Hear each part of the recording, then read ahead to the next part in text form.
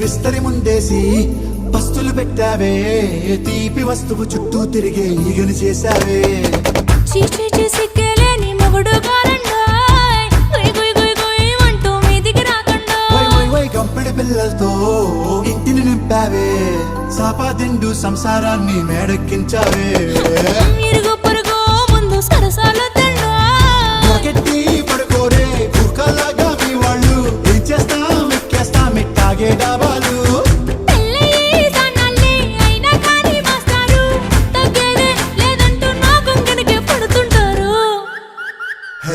గోదారి గట్టు మీద రామసలకావే